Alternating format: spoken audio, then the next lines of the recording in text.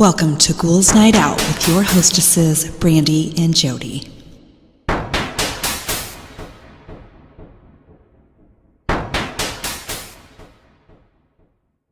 Hey, beautiful ghouls. Welcome. Thank you so much for listening. This is Brandee. I'm here with my sister, Jodi. Hello. So how'd you do on the diet? How's your wrist? I was unable to do my yoga this week because my wrist is still bothering me, but I don't care if it's bothering me next week. I'm going to do my yoga. Well, good. I'm glad to hear you're motivated. That's a start. That's a good start. I did good. I exercised 4 days, which is good, but I cheated a lot. I had a few I had 2 caramels. I had a payday candy bar and 2 Rice Krispie treats. Oh my gosh. That's so horrible. And I had a bunch of cheese today, which my fellow vegans would be disappointed, I think. but I really tried to exercise 5 days this week, but I thought I was going to die. So I was like, you know what? I'm not doing it. But next week I'm not cheating again. I think I've lost a few pounds, so I'm going to stay with it for this. I mean, it's going to be like, another month? A little over a month that we have left. Oh, that's it? Yeah. Guess I better get my butt in gear, huh? But really, honestly, at this point, I'm proud of myself because my clothes are starting to fall off. So I know I'm making some sort of progress. So I'm toning up at least. So even if I don't win, quote unquote, I'm improving. So well, yeah, that's the good thing about weight loss challenges. Even if you're not the winner, as long as you lose something or improve yourself, you still win because that's the goal. Absolutely. So I'm proud of myself no matter what. So that's all I wanted out of this, So yay. But we still got a month left. You can do a lot of improvement in a month. Yeah. So definitely. So yeah, good deal. All right, so next week we'll get back into gear and go from there. So I found a few interesting stories. This one I just found this afternoon. It is, and I don't know whether to laugh or be disgusted. I mean, obviously it really disgusts me, but it's so fucking crazy. This guy in Arizona was arrested for pretending to have Down syndrome and hiring caregivers to bathe him and change his diapers. Oh my gosh. Police say they arrested 31-year-old Paul Anthony Menchaca on September 6th at his home near Val Vista Drive and Williamsfield Road. He reportedly posed as quote-unquote Amy and hired a caregiver to bathe and change the diapers for quote-unquote her son with Down syndrome. The first victim later reported to police that she had assisted him with diaper changes and baths on 30 occasions over the summer. These happened at various locations. A second and third victim took over caregiving duties starting in July. The police said 3 victims they all knew each other, so they all worked together, probably. And they said that he would become sexually aroused as he was being bathed. Well, of course. That's why he was doing it.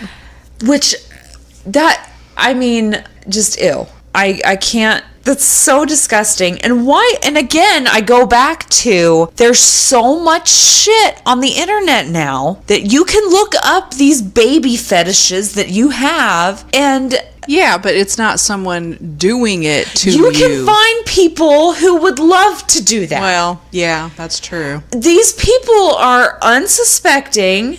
They think that you need help. That's so disgusting. It's sick. And yes, it is. I can't. And to pretend you have Down syndrome, how low can you go? Anyway, he's obviously going to be in hell for quite a while. Yeah. He's going to have to answer to some people. So another thing that I found in the news this week in Zionsville, so in Indiana. Oh no. the Satanic Temple, Indiana chapter is adopting part of rural Zionsville Highway on the Indiana Department of Transportation this week. So they have installed signs displaying the group's name. The state places the group's name on the roadside signs if they commit to cleaning up litter on a 2-mile stretch of the highway at least 4 times a year. Satanic Temple members say that they have already cleaned up their stretch twice this year along US 241 near State Road 32. That's not enough to win over Jill Conija? It's Konija.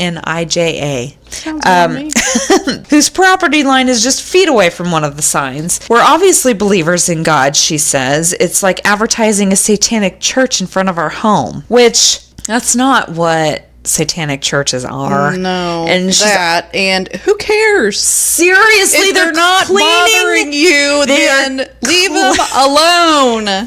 They just want to clean the road. Seriously, oh my God, people are dumb. And the satanic. I have to look at the sign. I can't believe it. It almost says Satan. Oh my God. Okay. One of the Satanic Temple Indiana chapter head, Damian Blackmore, which is fucking hilarious, said the group is atheistic, which I've never heard it said like that. Atheistic, and they do not worship Satan. He says, we're not out there sacrificing babies. So get a grip, lady. Seriously, it's hilarious. But yeah, yay for them for stepping in and helping clean fucking Indiana. Fuck yes. So go Satanic Temple Indiana chapter. I had no idea that we had satanic temples in Indiana. Yeah, and that says something right there. Obviously, they're not making a fuss. They are, they're not doing anything that's going to cause attention. They just want to worship. That's what I mean. Why do you care if they're not bothering you? Seriously. And like he says, they're not out there worship or sacrificing babies. They're cleaning the fucking highway. Let them do it. They're bettering, is that a word? Mm-hmm. Bettering the environment, people. It's good.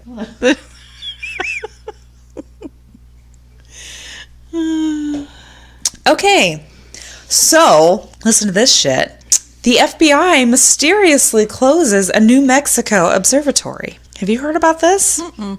In New Mexico, it's called the Sunspot Observatory and is now currently closed of both staff and public, with no word why or when it will be reopened. It's the FBI. They went into this observatory, which is in New Mexico.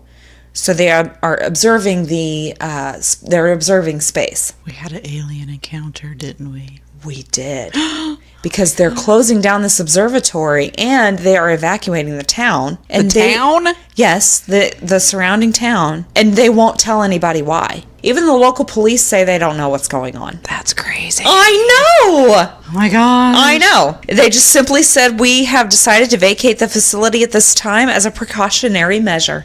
For what? I know. Get your tin hats out, people, because I think we have an alien invasion on our hands. I don't know. Or at least a visitation. Yeah, I don't know if that doesn't mean they're going to invade. Yeah, it doesn't. Maybe they want some fucking recipes or something. I don't know. I doubt that. Why? Why not? I don't think they would come here for recipes. They gotta eat too. How do you know?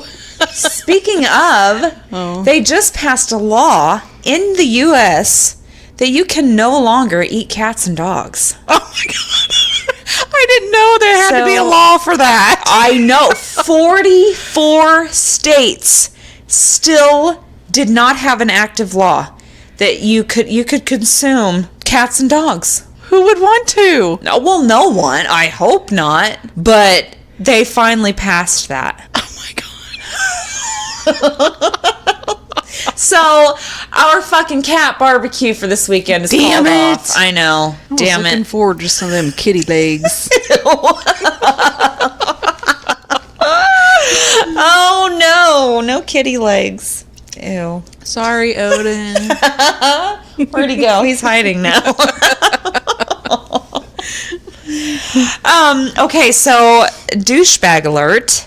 There's this guy that is meeting these women, a 45-year-old man who has victimized at least 10 women. He meets these girls or these women on social media, like dating apps, and he'll meet them at a restaurant, tell them to order anything they want, and fucking ditch them with the bill at the end of the night. After he eats, I guess. Yes, he'll eat and drink everything that he wants, and he probably is like, oh, I gotta go to the bathroom, and then fucking ditches them. What a dick. Seriously, he's victimized 10 women already. And, just what a piece of shit. They need to put, like, either take him off whatever... Well, I guess it didn't say dating site, did it? It said social media. Well, it did say dating site. Oh, so... He's specifically...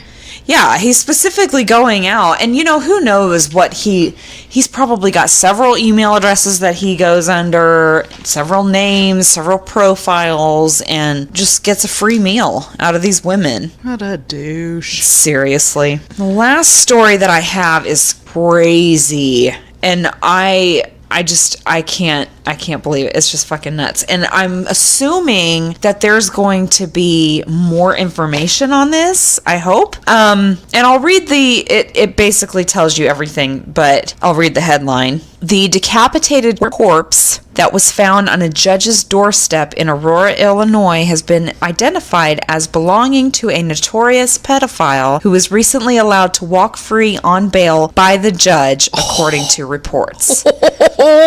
So, William Smith, 28, of Aurora, Illinois, was discovered in the early hours of Tuesday morning, decapitated and slumped against the front door of a judge who had granted him bail in August.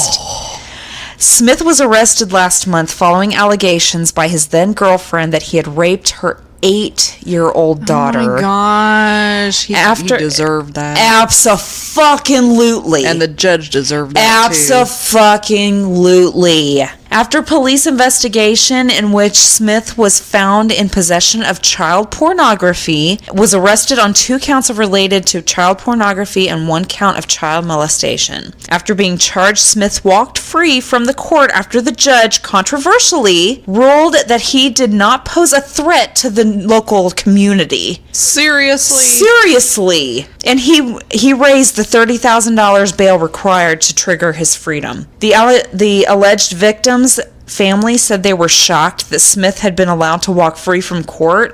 Fuck yes. Smith was awaiting trial for his crimes and was awaiting a court date which was due to be scheduled later this year. However, it seems somebody from local Aurora community decided to take matters into their own hands. The judge, whose name was withheld, was woken at 3 a.m. by his frenzied barking dog. When he went outside and found what his dog was barking at, he found the decapitated body of the man he had allowed to walk free, slumped against his front door with a severed head left on the steps.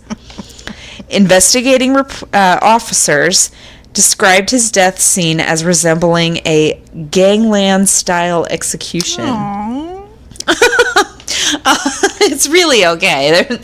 A local resident said the horrific discovery that finding a headless body was an unusual occurrence, but this is a nice area and this kind of thing that usually happens in mob films, but not around here. Aurora police say they are currently following leads, but have yet to make an arrest for the murder.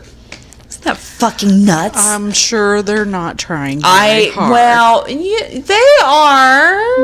Okay. Yes, they are. Okay. They just, they're taking a break every now and then because they don't fucking give a shit because both of them fucking deserved it. Oh my God, that is the best story I think I've read. So those were my stories for the week that I found very interesting. So what did you do this week for your stories? I did scary dolls. Ooh, yay. I know. God, these things creep me the fuck out. I know. So the first 3 stories I have are like the popular ones or the most talked about ones, right? Or whatever. And then I got some like people that have actually like told their stories or whatever. But on those, for some reason, I couldn't find many with just dolls. Sometimes I do that too. Like I look for something specific and I can't find. And I thought I would find like a whole bunch. Yeah. But I didn't. So it's basically just like scary toys or whatever. Or stories, weird stories about. So if you guys have any scary doll stories, we want to hear them. We would love to hear them. We see you downloading our episodes. We know you're listening. So, and you might as well just email us and just say hi. So, ghoulsnightoutpodcast@gmail.com. All right. The first one I have is Robert the doll. Oh, of course. Yeah. Robert the doll. That is a creepy doll. It is scary. I really would never go and see these dolls in person. I really probably wouldn't. I think the one I would be scared the most to go see would be the Annabelle doll.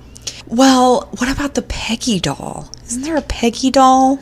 I think there is. She is the creepiest one to me. She's the one that, like, things happen if you even come in contact with that doll. It's fucking nuts. I don't like any of them. Yeah, seriously. But yeah, Robert, and he looks creepy. Yeah, too. and I think it's because he doesn't look like a normal Yeah, doll. it's very, it looks old. Yeah. It looks like something that someone kind of just, sewed together. Yeah.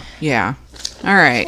This first story is about Robert, who originally belonged to author and painter Robert Eugene Otto. The doll was allegedly known to giggle, run from room to room, cause household accidents, and walk past upstairs windows while the family was away. Okay, so if you've ever seen this doll, could you imagine it fucking laughing or running? No. Running And across? I'm sorry. It doesn't matter what a doll looks like. If I see anything, any doll doing that. But this doll in particular, because it doesn't look... I mean, I don't want to say it doesn't look human, but it kind of doesn't. I mean, it's very... It's just weird. It is weird. And to see that running... Okay, no, that is... No, that's not right. Robert was left in Otto's attic until 1974, where he was passed around from owner to owner before eventually being donated to Florida's Fort East Martello Museum in 1994, where he still resides today. Staff members claim that the doll causes strange activity anytime it is rotated through the museum. Its head is also said to be seen turning to follow museum goers as they pass by. Oh, fuck that. I don't think so. I don't think Robert the doll has a swiveling head. No. It doesn't even have a mouth. Yeah. So, okay. Anyway. That's why it's so creepy to think of that thing laughing or moving in any way, because it's very, like, it's just cloth. Yeah, it doesn't have joints. Exactly. It's just, oh my God. Oh my God. All right, my next one is Harold the Cursed Doll. Harold pretty much tops the list of things that make us say, oh, hell no. The doll was listed on eBay in 2003, where the seller alleged that his presence in their home caused the death of their cat, the end of their relationship, chronic migraines, and the seller even heard the disembodied voices of children playing in their basement. Harold was passed around from owner to owner for the next several years.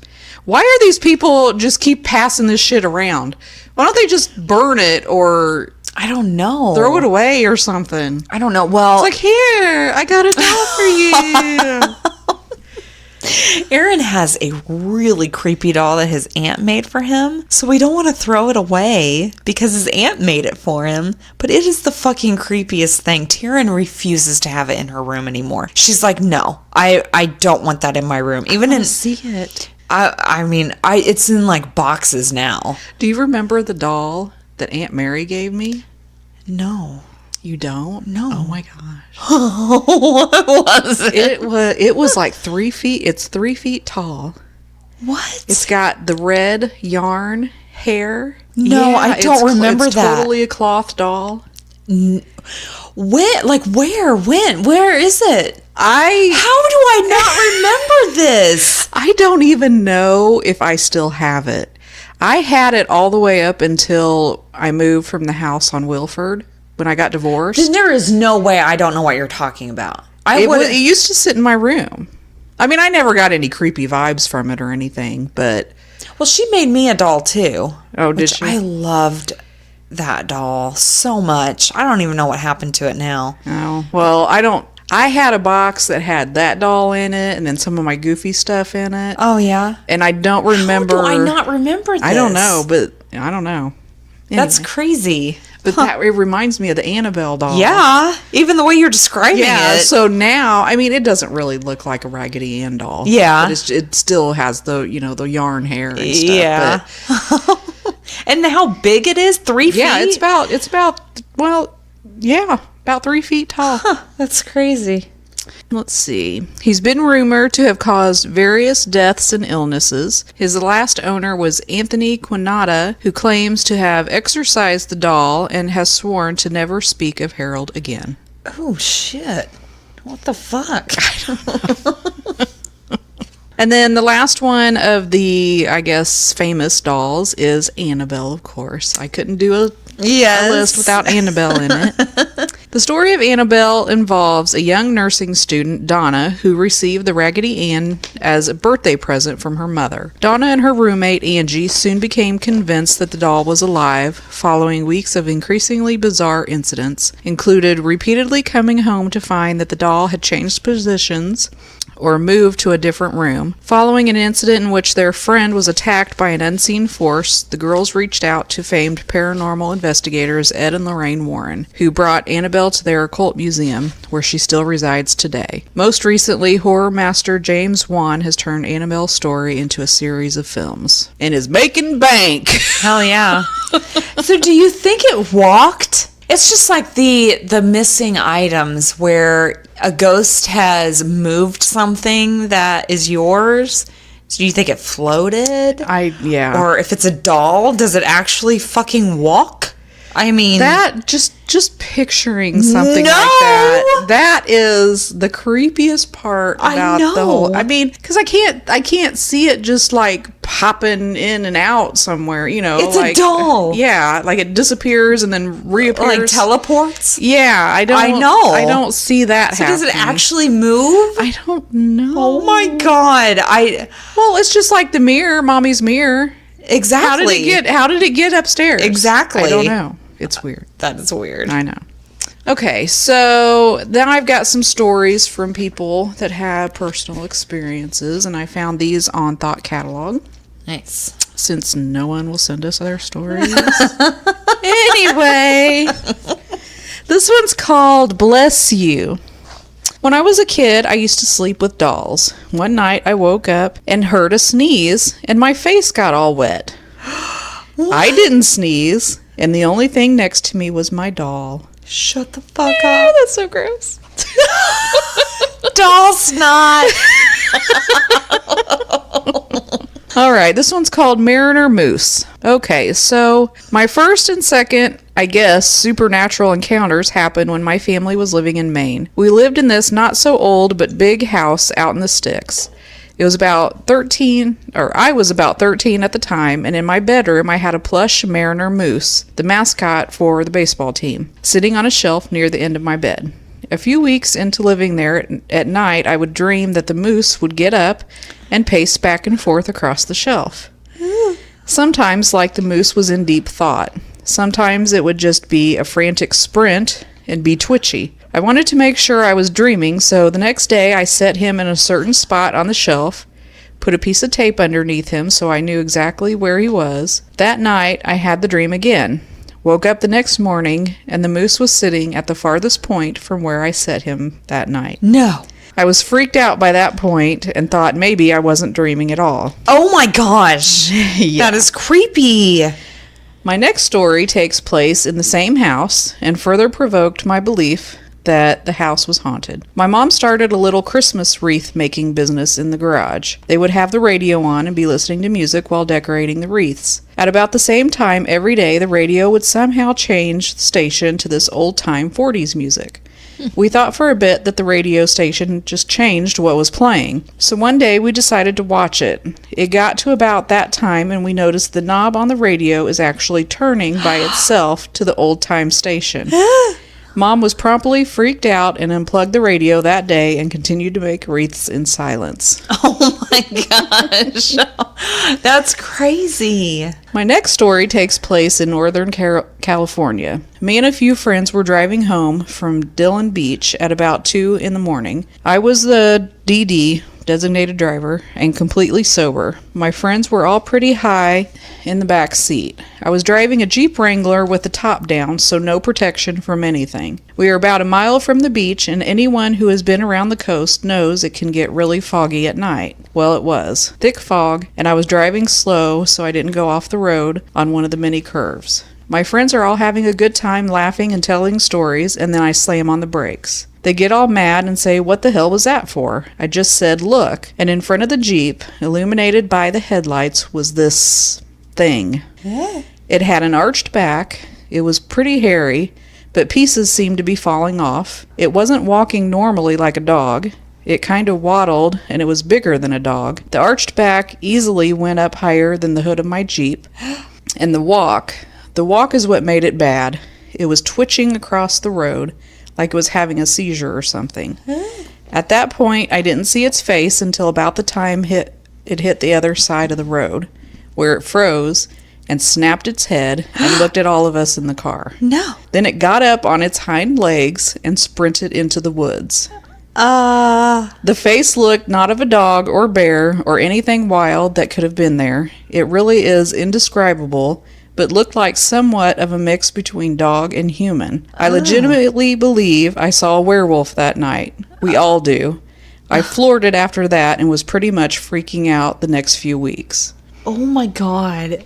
Could you imagine seeing something like No. that? Oh my gosh. No. I don't know what I would do. I don't know. I think your car would give you some sort of a feeling of safety, you know, and especially if it didn't, it acknowledged them, but it didn't interact. They were in a Jeep with the top down. Oh my God, I forgot about that. Yes. Oh my God.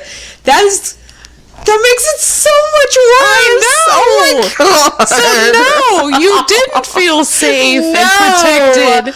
I forgot about that. Oh, wow. Yeah, no, I don't know. No. I don't know what I would do.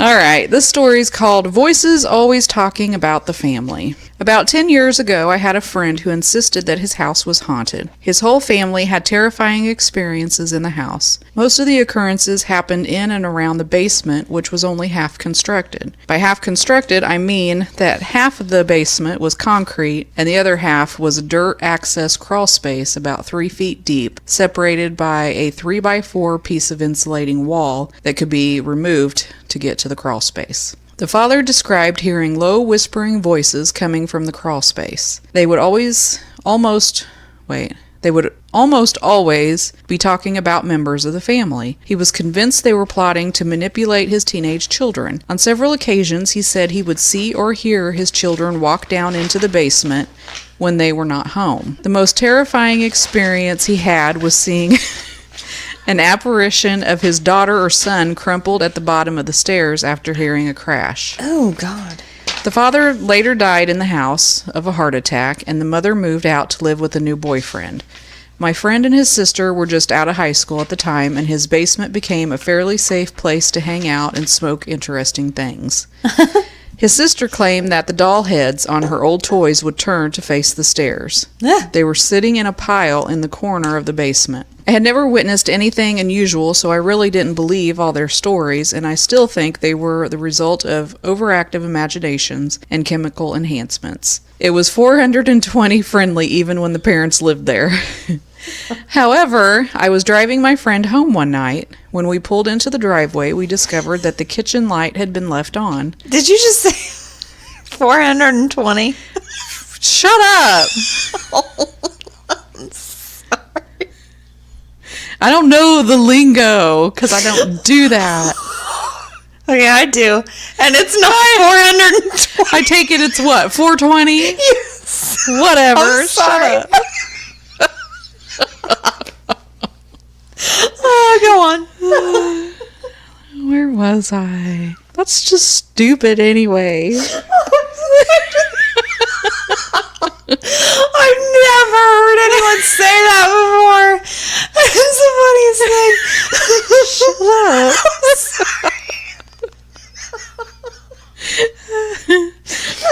Okay. When we pulled into the driveway, we discovered that the kitchen light had been left on. The house had a large front window, and will you stop it? I'm really drunk. Now I have to pee because you made me laugh. Pause it.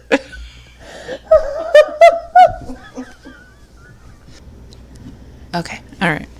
When we pulled into the driveway, we discovered that the kitchen light had been left on. The house had a large front window, and you could see the basement door and the kitchen from the driveway. We both saw what appeared to be a large black mass move from the open basement door to the far side of the kitchen and back again. We sat in the car while my friend kept repeating loudly, "I'm not going in there. I'm not going in there." That would be me. After about 40 seconds of watching whatever it was, I offered to go inside with him to check it out. We entered through the garage, so we lost sight of the black mass as we entered the kitchen. We discovered that the basement door was closed when we entered the house and searched around for a while to make sure no one had broken in. To this day, I have no explanation for what we saw. I don't really believe in ghosts and don't consider the experience evidence of their existence, but it was unusual. Definitely unusual. Yeah. I'd hate to see a black mass moving throughout the house. I would not go in that house. No. I don't care. No. Yeah, no. No. This one's called Greeter and Cedar. When my brother and I were little, we had 2 clown dolls that we named Greeter and Cedar. When I say we were little, I mean very young, as in pre-kindergarten age, so there's not a whole lot of details I can now remember about these dolls. If I had to describe them, I would say that they looked like homemade knockoffs of Raggedy Ann and Andy. One was a boy, the other a girl. One doll had yellow yarn hair, one was in overalls. Very late 70s, early 80s style. When I asked my brother about them, he also remembered Greeter and Cedar. Here's the thing. All the grown-ups in my family who've been asked, my parents, aunts, and uncles, swear that my brother and I never owned clown rag dolls. However, we've been told that Greeter and Cedar were the names of our imaginary friends. What? Yes. Oh my gosh. That's crazy. But you know what? The fact that I cannot remember this giant doll that you speak of, and you said you had it throughout, I don't remember that at all. And I was there. Remember my my little wooden rocking chair? Yes. That's where she would always sit. Which that's kind of what I figured, but I don't remember this doll at all. At all. That's crazy. Especially with how you say it's really big. Yeah. I don't know. That's weird. That's really weird that I don't remember that. I wish I still had it so I could show you. Yeah. I don't think I kept it though. It could be in the attic, but I have no idea. Notice a giant doll in there. Well, it's in a box. Oh. Closed up, and it might be in like one of the little side closet things. Yeah. But I can't remember if I kept it or not. Huh, that's crazy. Because it's been in a box for years. Oh, well. This one's called Carmel the Bear. Don't know why I said it that way. This happened a couple of years ago. I was staying at my fiance's place one night, and she has a 6-year-old son. Stop it! I can't read when you're laughing like that. Then quit being funny, because that was hilarious. Carmel the Bear.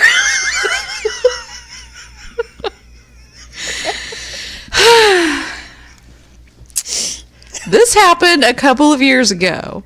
I was staying at my fiance's place one night, and she has a 6-year-old son whose room was right next to hers. I got up at 1 a.m. to go take a leak.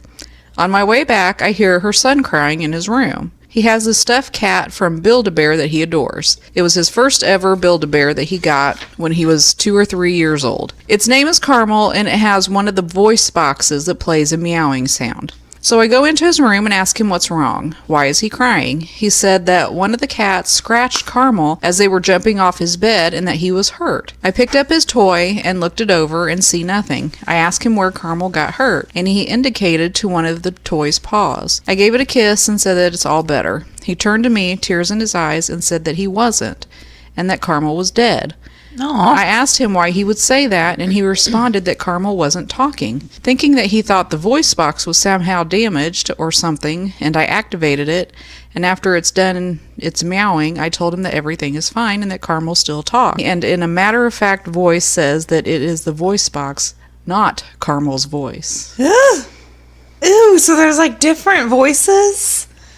He's hearing different voices. Ooh. He can tell the difference between the voice box Oh my gosh. and creepy. Caramel's actual voice. Yeah. That's all I got. All right. I decided to talk about some stupid fucking people this week. How much time do we got? Well, these stupid people tried to self-medicate when they had a serious problem and then eventually had to go to the ER and tell the medical professionals what they had done to self-medicate. Okay. So, these are from the hospital workers that had to deal with these patients. First one, I used to work in a lab in a hospital in a rural town. I got a stool sample from the ER that was basically a blood clot the size of a golf ball. Ugh. Sometimes the ER gets mixed up and sends the wrong specimen. For example, some body fluid is labeled as urine. I called the patient's nurse and asked what the deal was with this patient and if it was really a stool sample they sent up. The nurse I talked to said the patient thought he had eaten bad pork and to prevent food poisoning, drank a concoction of bleach, rubbing alcohol, vodka, ibuprofen, and some Tums. Oh my gosh. I can't believe he's not dead. Exactly. You're probably going to say this about everyone in here. No. Okay, next one. As an EMT basic student, I responded to a man who called 911 complaining of an insect crawling up his ear. Upon arrival, we asked what ear the bug had crawled into, and he says the right ear, but keeps complaining about a burning coming from his left ear. We noticed his wife standing next to him holding a bottle of insect spray. Upon further questioning, we come to find that she had sprayed insecticide into his left ear, thinking it would quote-unquote flush the insect out of his right ear. Oh my god. I had to explain to her that our ear canals are separated by our brain.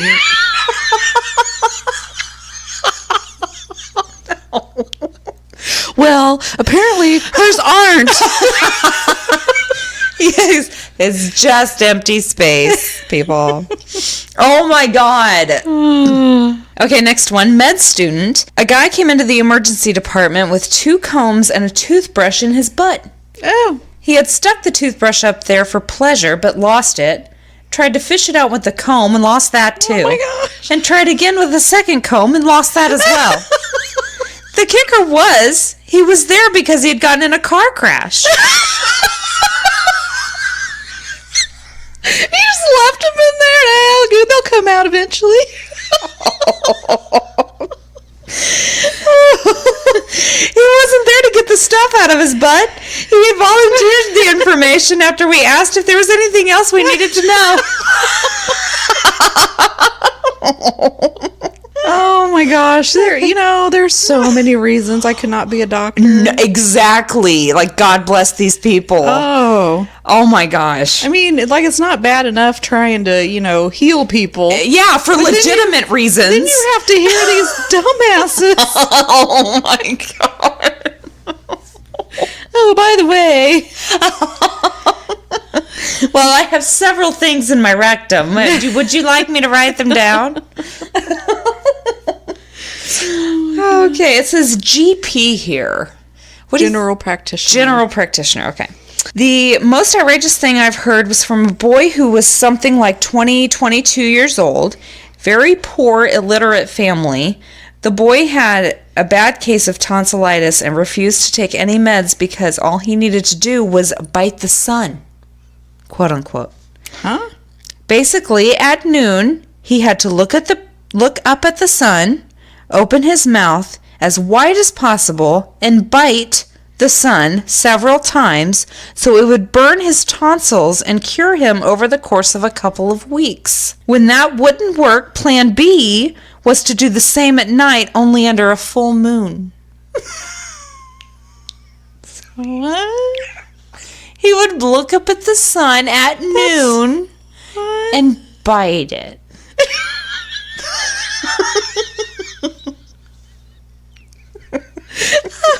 That would cure his swollen glands.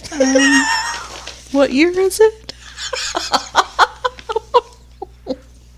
That sounds like something that you would hear back in the I know 1700s or something. I know, it really does. It's like a freaking wives' tale. That I mean, I guess that's why I just have this picture of some kid standing outside.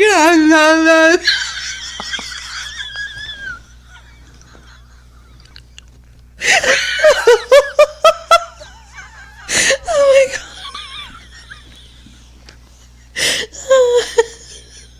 I hope they live in a really rural town where their neighbors are miles. Someone takes video and posts it so we can see it. Oh, you're bad. Oh my god. I would pay to see that, though. I would too.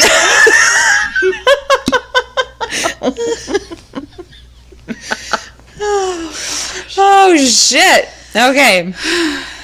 Next one is an ER tech. A man came in with his wife because he had been bleeding from his bum. He thought that the best way was to self-anesthetize with alcohol, lubricate the area, and cauterize it with a curling iron. No. He actually got it a fair way up before he pulled it out. Judging by how much of his rectum turned into KFC, he had removed about a foot of GI tract due to burnt, scarred tissue.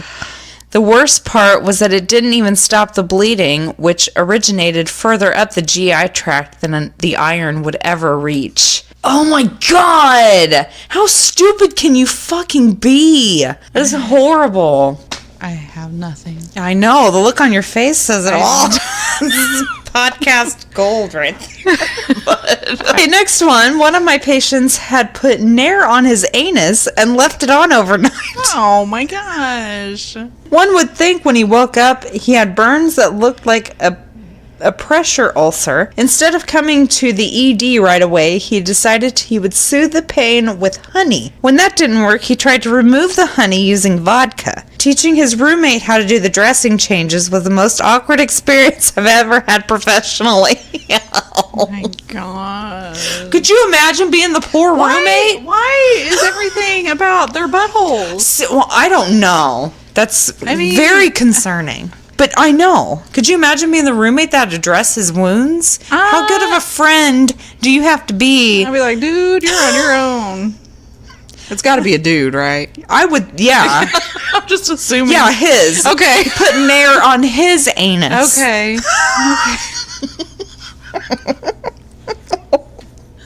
Oh my god, I need a drink. I think I need something stronger than a drink for this shit. I'm a triage RN. I had a patient call concerning back pain. I was going about my normal assessment and asked if he had taken anything for the pain, in which he answered, cobra venom. Turns out he had read about cobroxin, a topical treatment for pain made from cobra venom, then decided it would be more effective if he simply let the cobra bite him. Oh my gosh. I have no idea how he got hold of a cobra. Oh my gosh. Next one, I worked in a hospital lab a couple of years ago. I worked on the night shift and would routinely get called up to the emergency room to draw blood. I got a call, go up there, and find a 2-year-old boy completely unresponsive and his mother screaming frantically and hopping around. I draw the blood and go to the lab and start my tests. I found that the ethanol level of 130 milligrams, blood alcohol level of 0.35, possibly fatal for even an adult. I called up to the doc and bring in social services and whoever else to question the mom. Apparently, she found her son in the garage with a bottle of antifreeze, and he was acting kind of weird. So she figured he was drinking it. She went online and saw that the cure for ethylene glycol poisoning is ethanol. So she went to the liquor cabinet and started pouring straight whiskey down the poor kid's throat. Oh my gosh. Then, of course, he passed out, and she decided maybe they should go to the hospital. The kid lived. What a fucking moron. You should not have kids if you're going to do that. Oh, let's look online and see what I should do. Yeah, no. Next one, paramedic here. I got called to a house about 11:30 one night with a girl with fingernail polish in her eyes. I got there and the scene is crazy. People screaming and throwing things around. I immediately noticed the mother is holding down the younger girl and about to pour something in her eyes. Nail polish remover. I knew you were going to say that. Oh my god. She would fucking blind your child. What a moron. Next, I saw this patient last year. He had a long history of abdominal pain that was quite nonspecific, and his previous workups were negative. He was convinced that he had intestinal parasites that caused the pain, which, as an aside, he believed that he got them after an encounter with a woman he met on the internet. So despite having seen several physicians and gastroenterologists and numerous investigations, including gastroscopy, and something else I can't pronounce, no diagnostic source for the pain was found.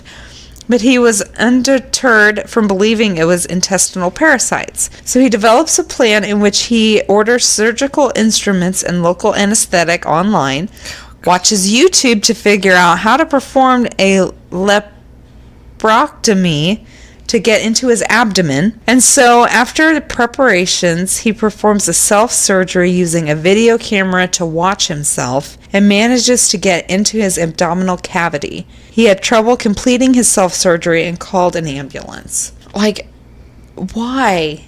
Just why? Next one, I'm a nursing student and one of my patients had an earache, so decided to hold his daughter's bobby pin to a candle for roughly 5 minutes and then shoved it into his ear that hurt. He is now deaf in that ear and was of all precautions since he couldn't walk straight. As a bonus, I was able to listen to every episode of Fresh Prince of Bel-Air that day whatever floor I was on because the TV was at loudest volume possible. This is going to be hard to edit. Sorry. Next one. Here's one that my friend who was an EMT told me. He and his partner got called out for an implement injury to a child's eye while running with a pencil. The mother removed the pencil before they arrived and was writing in the back. That's when the paramedic said to the mother, "Next time something gets impaled, don't remove it. It's dangerous." Without skipping a beat, the mother goes, "Oops, I didn't know that," and proceeds to quickly and calmly shove the pencil back in. Oh my gosh! Apparently, it was an eventful evening. God, people are dumb.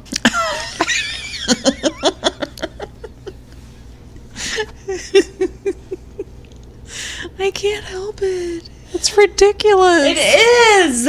Like, what the fuck? I could be as drunk as I am and still have common sense. That's why I really believe in like old souls and young souls and just stupid people. I don't know if it's got anything to do with souls or not, but these people are idiots. I think it has to, because I think experience is the best knowledge that you can have. I don't know. It don't have anything to. That's just it, though. It doesn't have anything to do with knowledge. There's fucking morons. There's no fucking way someone can be that dumb. I have a really, really hard time believing that. They are. How is that possible? I don't know. Oh my god, that's the scariest shit. Okay, nurse here. We had a younger patient who had run out of their inhaler and didn't want to tell their mom. After meeting her, I could see why. She was just angry at the world. So he took a keyboard cleaner, quote unquote, can of air, and tipped it upside down and inhaled. Turning it upside down releases the chemicals in an icy cold spray, and it immediately caused the kid to go in severe asthma attack. He caused cold burns on the back of his throat. Ow. So, what sort of a evil demon bitch does his mother have to be? Yeah, that he has to do something like that. That's sad. That's really sad. And last one, a favorite tale of an EMT friend of mine. They received a call about a possible cardiac arrest at a local resort. When they arrived at the room, the door was closed. They could hear a muffled rhythmic sound from within. They knocked on the door and got something back like, come in. When they entered the room, the older gentleman laying on the floor, shirt off, giving himself chest compressions. They asked him to stop so that they could check him out. He looked at the EMTs like they were crazy and refusing to say, I'll die. Like, you know. Mm-hmm. Apparently, his physician had told him he was developing some heart issues. This led the patient to periodically check his pulse for irregularities. When he couldn't find a pulse, he naturally assumed that his heart had stopped beating, and he'd better get busy with some resuscitation. It took them quite a while to convince the poor guy that had his heart actually stopped functioning, he would not be able to self-resuscitate. He kept banging on his chest over the entire discussion, getting angrier and angrier at the EMTs because they wouldn't take over and do their job. Oh my god, so the fucking moron thought his heart stopped beating and he was like fucking doing shit. What an idiot. Wow. And it sounds like that guy's older, I would assume. Well, so how the fuck did he get to that point in his life and be that dumb? I find that hard to believe. That's when people have guardian angels and they have their work cut out for them. Okay, then there is like more shit than I can even imagine in this world because, wow. Yeah. It's time for Witty Wrap-Up. Yay, Witty Wrap-Up. So these are funny court transcripts. Oh, shit. You know, I really honestly looked into being a court reporter. Yeah. But I was scared because people raping babies and killing it would people. Be horrible. Exactly. So my anxiety would not. I couldn't do it. No. So I had to give up that dream. Well, if I ever end up having to have an attorney or something, I hope to God it's not any of these people. Okay, that's all I gotta say. All right, first one. Prosecutor. How fast was the car coming towards you? Witness. I'm not a thermometer, so I can't tell you the speed. Talk about stupid people. No, you gotta do it in the voice. You gotta be like, I'm not a thermometer. I don't know the speed.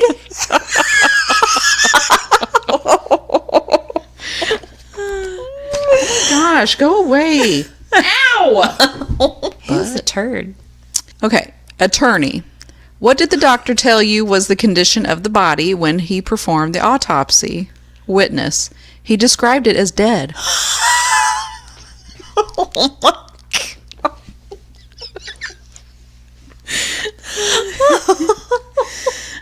Okay. Prosecutor. Do you see the defendant in court today? Witness. Yes, I do. Prosecutor. How is he dressed? Witness. He looks pretty sharp. The guy was like, oh, thank you.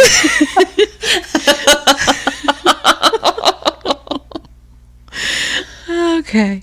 Counsel. To man in hallway. Are you a witness, victim, or defendant? Man. I'm the guy who did it. Oh, that would be defendant. Guilty. Question. Were you involved in a romantic relationship with her? Answer. I ain't involved in no romantic relation with her. I'm married to her. Oh. Oh, that's sad. The defendant said that prior to the offense, he hoped to become a physician, but he believes that with a felony conviction, he will be precluded from achieving that goal. So he is now considering becoming a lawyer. Sure, criminals can do that. Lawyer. This myasthenia gravis Huh? Does it affect your memory at all? Witness, yes. Lawyer, and in what ways does it affect your memory? Witness, I forgot. Lawyer, you forgot? Can you give us an example of something you forgot? What the fuck?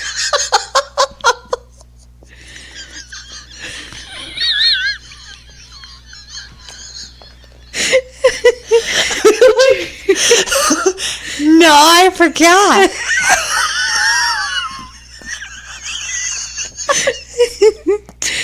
That was the dumbest thing I've ever. Can you give me an example of something you forgot? Are these real? I don't know. I'm assuming. That's hilarious. Lawyer, how was your first marriage terminated? Witness, by death. Lawyer, and by whose death was it terminated? Witness, take a guess. Be like, well, I'm a zombie, so it was definitely me. Lawyer, doctor, how many of your autopsies have you performed on dead people? Witness, all of them. All of them. The live ones put up too much of a fight.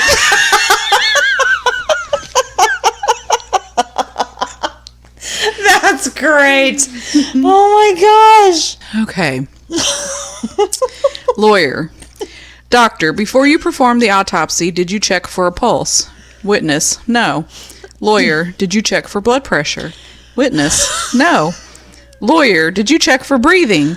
Witness, no. Lawyer, so then, is it possible that the patient was alive when you began the autopsy? Witness, no. Lawyer, how can you be so sure, doctor? Witness, because his brain was sitting on my desk in a jar. Lawyer, I see. But could the patient have still been alive nevertheless? Witness, yes, it is possible that he could be alive and practicing law.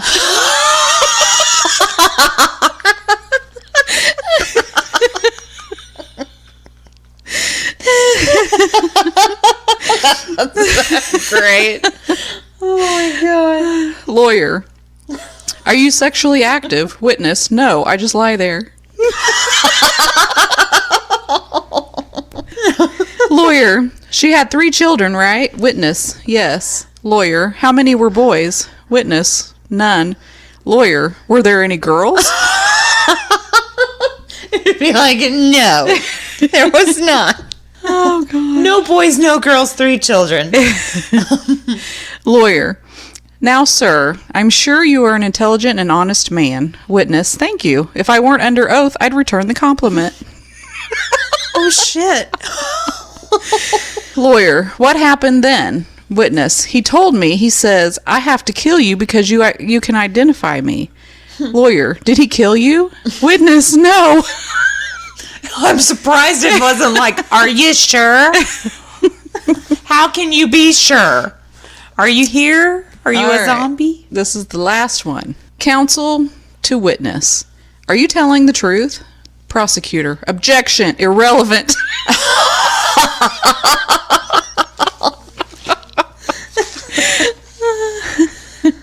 And that's all I got. All right. Well, thank you guys so much again for listening. Send us your stories. We want to hear them all. If they're for the witty wrap up, we want to hear them. So something funny, something scary. We want to hear anything really at this point. So email us at ghoulsnightoutpodcast@gmail.com. You can find us on our Facebook page. You can search Ghouls NO Podcast, and you can submit your stories there as well if you would like. Join our group. And thank you so much for listening. We will talk to you next week. Later. Bye.